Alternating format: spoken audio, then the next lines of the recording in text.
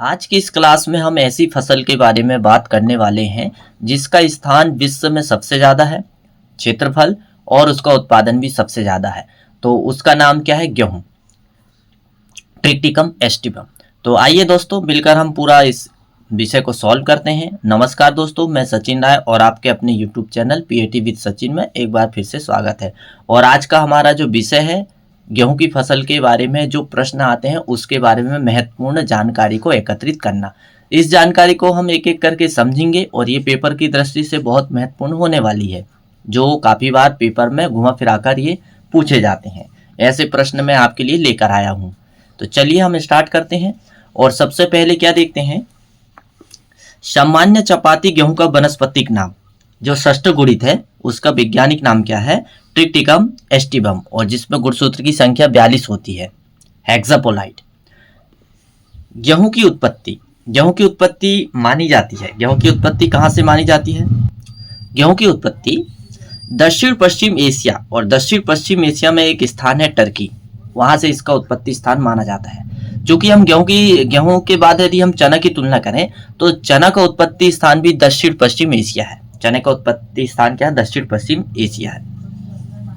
गेहूं के फूल वाले हिस्से को क्या कहा जाता है? गेहूं के फूल वाले हिस्से को क्या कहा जाता है? जिस स्थान पर फ्लोवरिंग होती है उसे स्पाइक या एयर कहा जाता है, और यहाँ पर दाने भी बनते हैं। हालांकि जो है गेहूं की फसल के बारे में आप बहुत अच्छे से जानते होंगे, और यदि नहीं जानते हैं तो अभी हम इस क्लास में एक एक करके पूरा हम जो इम्पोर्टेंट प्रश्न है उनको सॉल्व कर ही रहे हैं। मैक्रोनी गेहूं को किस रूप में जाना जाता है, यानी इसका वैज्ञानिक नाम क्या है? तो इसका वैज्ञानिक नाम है ट्रिटिकम ड्यूरम। और मैक्रोनी गेहूं जो है ये द्विगुणित है, जिसमें गुणसूत्र की संख्या 28 होती है और x बराबर 14 होती है। इमर गेहूं को ट्रिटिकम डाइकोकम के नाम से भी जाना जाता है। किस नाम से जाना जाता है? ट्रिटिकम डाइकोकम के नाम से भी जाना जाता है। अब आगे क्या दिया है? गेहूं की देर से बुआई जाने वाली उपयुक्त किस्म है, यानी गेहूं की देरी लेट या पछेती किस्म हम कह सकते हैं जिसकी बुआई की जाती है, उसका नाम बताइए। तो लोकवन है, और राज है 3765, ये ऐसी किस्म है। और एक और है सोनालिका। ये तीनों जो है एक जीनी किस्म है, परंतु इनको जो है इन किस्मों को लेट बुआई के लिए उपयोग की जाती है। जैसे मान लीजिए गेहूं की बुआई का समय 15 अक्टूबर से 15 नवंबर है, लेकिन क्या होता है कि कुछ किसान की व्यवस्था नहीं बन पाती है, बुआई के लिए खेत नहीं बन पाते हैं, तो वो क्या काम करते हैं, नवंबर के लास्ट में भी बुआई करते हैं गेहूं की। तो ऐसी स्थिति में जो है ये किस्म जो है पछेती बुआई के लिए बहुत अच्छी मानी जाती है और उत्पादन भी अच्छा देती है। अब क्या दिया है?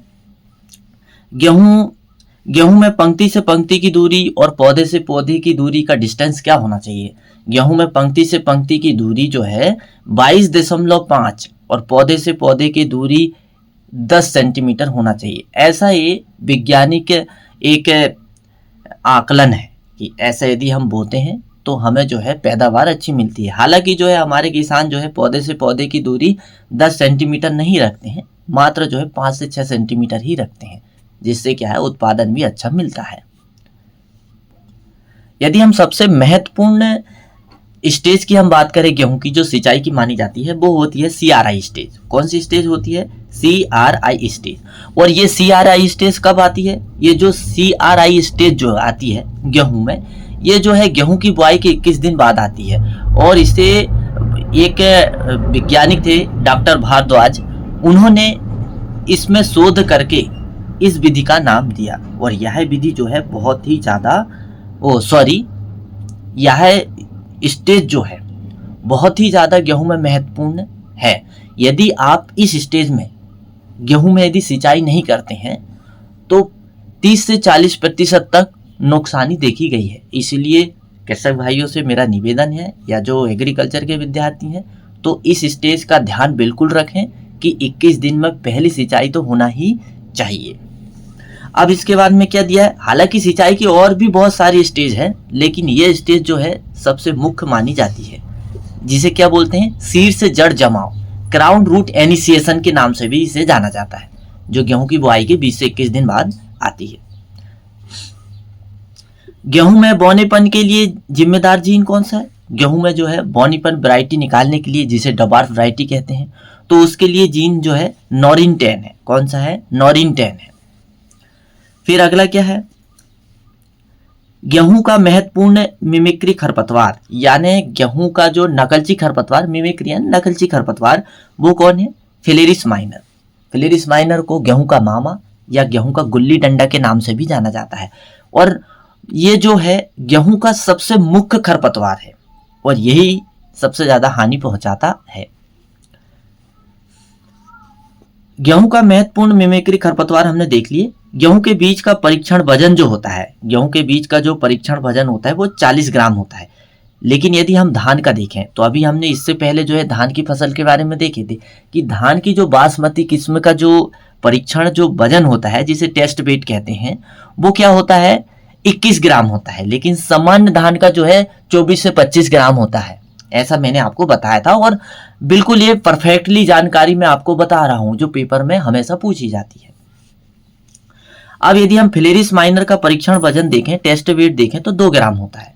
हालांकि ये जो फिलेरिस माइनर जो है, ये जो है गेहूं का इतना खतरनाक खरपतवार है। ये जो है जब गेहूं CRI स्टेज में होती है या 30 से 35 दिन की स्टेज में होती है, जब आपको ये बिल्कुल पहचान नहीं आएगा, सेम टू सेम गेहूं के जैसे ही इसका पौधा होता है। लेकिन जैसे ही थोड़ी सी 35 से 40 दिन की फसल होती है गेहूं की, तब आप इसको पहचान सकते हैं, आसानी से पहचान सकते हैं। लेकिन 30 से यदि कम दिन की फसल है गेहूं की, तो आप इसको नहीं पहचान सकते। बिल्कुल ये गेहूं के जैसे ही दिखता है। आपको बिल्कुल भी समझ नहीं आएगा कि आपकी फसल में फिलेरिस माइनर नामक खरपतवार साथ में गेहूं के साथ में उगा है, जर्मिनेट हुआ, बिल्कुल समझ नहीं आएगा। और यही स्टेज तो होती है खरपतवार नाशी छिड़काव करने का। तो आप बिल्कुल ध्यान से उसकी जड़ को देखें। फिलेरिस माइनर की बैंगनी कलर की जड़ होती है और गेहूं की जो है व्हाइट कलर की जड़ होती है। ऐसे भी आप उसको पहचान सकते हैं। बड़ा आसान है, यदि आप खेती करते हैं तो निश्चित ही आप बहुत आसानी से पहचान सकते हैं। और यदि आपको और डीपली जानकारी चाहिए तो आप मुझे कमेंट्स करिएगा, मैं बिल्कुल एक एक पॉइंट पे समझाते हुए एक वीडियो और बना दूंगा। तो चलिए आगे हम देखते हैं। दलहनी फसल के आसपास का बहाव खतरा किस शाकनाशी के कारण होता है? 2,4-D के स्प्रे के कारण। किसके कारण होता है? 2,4-D के स्प्रे के कारण। दलहनी फसलों के आसपास का बहाव खतरा किस शाकनाशी के कारण होता है? 2,4-D स्प्रे के कारण। कहने का मतलब ये हुआ कि यदि हम बिना दलहनी वाली फसलें यानी ग्रामीण कुल की फसलों में 2,4-D छिड़काव करते हैं, और ये 2,4-D का छिड़काव हम करते हैं यदि मान लीजिए धोखे से यदि ग्रामीण कुल की फसलों के बाद यानी बिना दलहनी फसलें जो है उसके साइड में यदि दलहनी फसल लगी है, तो धोखे से भी इसकी यदि हम 2,4-D छिड़काव करते हैं, धोखे से भी दलहन फसलें की ओर उड़ जाती है या पानी में मिलकर बह जाती है। तो निश्चित ही है दलहनी फसल को जो है काफी नुकसान होता है 2,4-D से। इस बात का विशेष ध्यान रखना चाहिए इस खरपतवार नाशी का छिड़काव करते समय।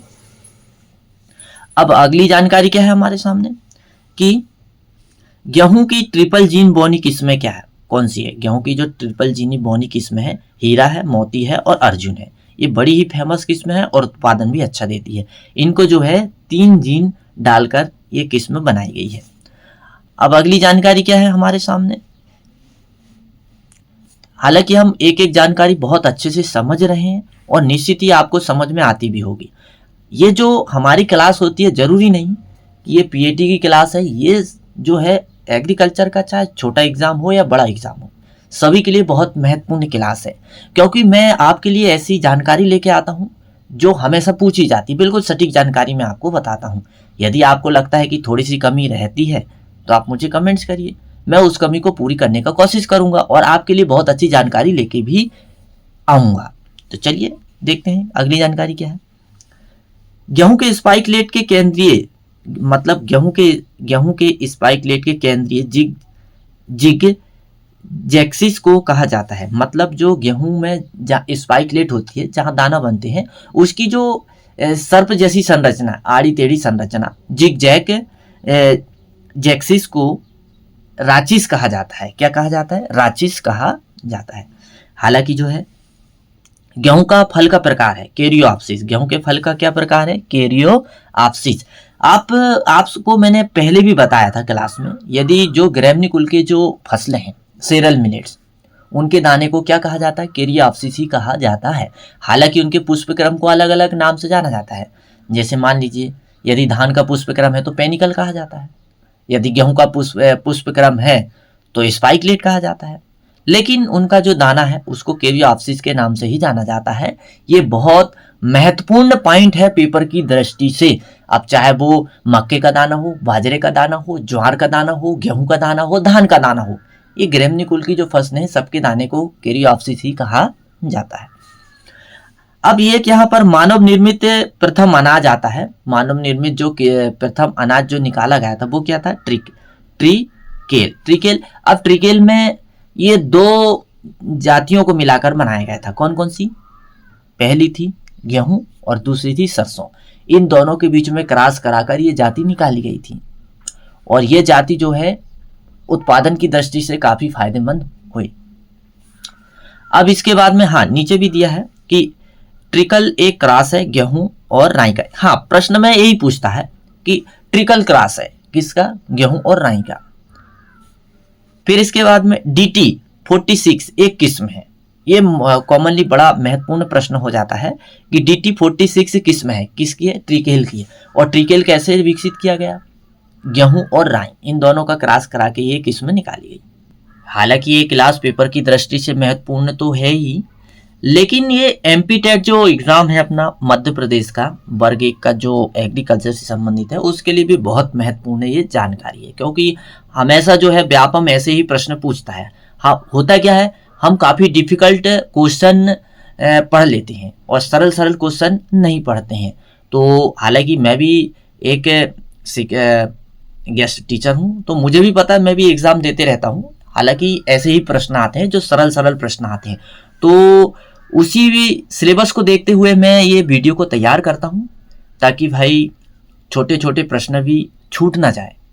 और हमें क्या एक एक नंबर बहुत महत्वपूर्ण होते हैं पेपर की दृष्टि से, एक एक नंबर से ही काउंसलिंग होती है। तो निश्चित ही आप ये ऐसे सरल प्रश्न भी अच्छे से पढ़ लीजिए ताकि ये पेपर में किसी भी प्रकार की कमी ना रह जाए और जो है अच्छे से अच्छे या अधिक से अधिक नंबर आपके आए। तो चलिए स्टार्ट करते हैं। गेहूं के बीज के अंकुरण के लिए तापक्रम जो है 20 से 25 डिग्री सेल्सियस होना चाहिए। यानी गेहूं के जो बीज जो है उसके जर्मिनेशन के लिए तापक्रम जो है 20 से 25 डिग्री सेल्सियस होना चाहिए। बिल्कुल सही। और यदि एक बात और हम देख लेते हैं, यदि मान चलिए वनस्पतिक विकास के लिए कितना टेम्परेचर होना चाहिए गेहूं की जो फसल के लिए, तो 20 से 22 डिग्री सेल्सियस बहुत अच्छा तापमान माना जाता है। और ये गेहूं आप जानते हैं कि एक ठंडी ऋतु की फसल है, तो उस समय इतना तापमान अवेलेबल होता ही है। लेकिन एक बात ध्यान रखने योग्य है कि जब गेहूं की फसल पकती है, जब दाने बनते हैं और पकने लगते हैं, ठोस होने लगते हैं, तो उस समय जो है 25 से 30 डिग्री सेल्सियस तापमान होना चाहिए। तो दाने जो है ठीक से पकते हैं और उत्पादन बढ़िया मिलता है। ये बात ध्यान रखना। और मार्च का महीने में ही गेहूं की फसल पकती है, तो उस समय 25 से 30 डिग्री सेल्सियस या कभी कभी 35 भी पहुंच जाता है। तो ये तापमान जो है गेहूं की फसल के लिए सफिशिएंट माना जाता है। तो चलिए आगे बढ़ते हैं। गेहूं में प्रोटीन की मात्रा जो होती है 10 से 12% होती है, जो कि मक्के में 10% होती है, ज्वार में 10 से 12% होती है, बाजरा में 11 से 12% होती है, धान में 6 से 7% होती है। ये आप समझ लीजिए, बहुत महत्वपूर्ण प्रश्न है। वर्तमान समय के अधिकांश भारतीय गेहूं की किस्मों में जीन होता है, मतलब अभी जो किस्में निकाली जा रही है भारत में गेहूं की, उसमें कौन सा जीन डाला जा रहा है? उसमें जो है RH1 एंड RH2 ये दो जीन है अभी वर्तमान में जो किस्में निकाली जा रही है उसमें उपयोग किया जा रहा है। पहले कौन सा कर रहे थे? नॉरिन 10, अभी भी करते हैं, लेकिन अभी ये नए जीन है जिसका उपयोग गेहूं की फसल में किया जा रहा है संकर किस्म निकालने के लिए। अब इसके बाद में क्या दिया है? गेहूं की प्रोटीन जो अच्छी रोटी की गुणवत्ता और चपाती बनाने के लिए आवश्यक है वो है ग्लूटीन।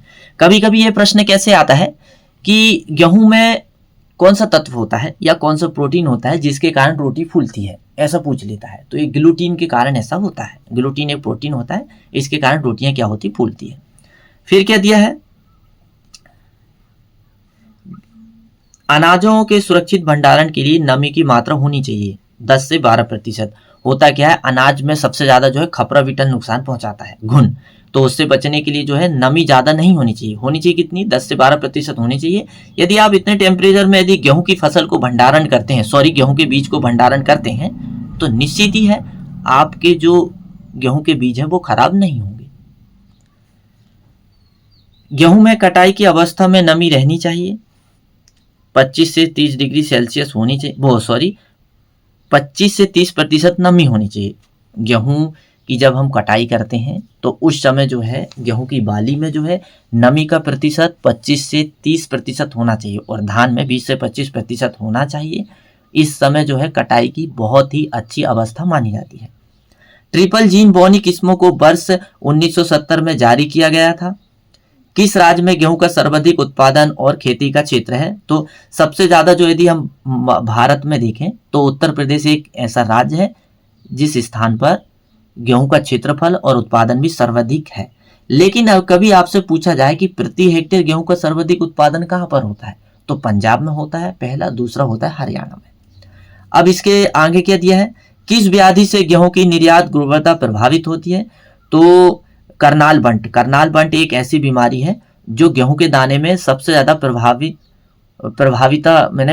करती है। गेहूं के दाने खराब हो जाते हैं, इसीलिए जो है विदेशों में जो है गेहूं का दाना निर्यात करने में रोक लग गई है। इसी कारण जहां पर ये करनाल बंट होता है तो वहां का गेहूं का अनाज जो है विदेशों में निर्यात बंद हो गया है, क्योंकि ये जो रोग है गेहूं के दाने को पूरी तरह क्षति कर देता है, क्षति पहुंचा देता है और उसके स्वाद और उसकी गुणवत्ता को भी खराब कर देता है और इसको खाने से बीमारी भी होती है। गेहूं की फसल में बोनेपन के लिए एजेंट है साइकोसील एक रसायन है, हार्मोन्स है। इसका छिड़काव करते हैं तो गेहूं में बोनापन आता है। गेहूं का आपत्तिजनक खरपतवार है हिरनखुरी और इसका वैज्ञानिक नाम है कॉन्वोवोलस आर्वेंसिस। गेहूं की किस्म जो 2,4-D के अति संवेदनशील है, जिसमें स्पाइक विकृत होती है, उसका नाम क्या है, HD 2009 अर्जुन। कहने का मतलब ये है, ये ऐसी किस्म है यदि आप इसमें खरपतवार नाशी 2,4-D डालते हैं तो इसकी स्पाइक जो है विकृत हो जाती है, यानी सिकुड़ जाती है। इसलिए HD 2009 यानी अर्जुन में कभी भी 2,4-D का उपयोग नहीं करना चाहिए। गेहूं में प्राथमिक जड़ें जो पौधों को प्रारंभिक अवस्था में सहारा देती है एवं पोषण देती है, जो कहलाती है, क्या कहलाती है, गेहूं में प्राथमिक जड़ें जो पौधों को प्रारंभिक अवस्था में सहारा देती है एवं पोषण देती है, जो कहलाती है सेमिनल जड़ें कहलाती है। हालांकि जो है मक्का में भी 3 प्रकार की जड़ें होती है, हम मक्के की फसल पढ़ेंगे तब देखेंगे। तो ये सेमिनल जड़ें मक्का में भी होती है, सबसे पहले निकलने वाली।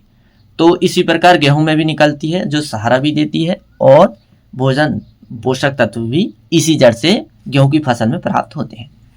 फिर अगला क्या दिया है, गेहूं के संकरण विधि में सबसे सामान्य उपयोग किस विधि का करते हैं, यानी कि अभी जो है गेहूं में हाइब्रिडाइजेशन या संकरण किस्में निकालने के लिए गूजो विधि का उपयोग किया जा रहा है। कौन सी विधि का उपयोग किया जा रहा है, गूजो विधि का उपयोग किया जा रहा है। गेहूं का निरपेक्षित खरपतवार है चिनोपोडियम एल्बम और गेहूं सरसों के लिए अंतरा फसलें अनुशंसित अनुपात है 9:1।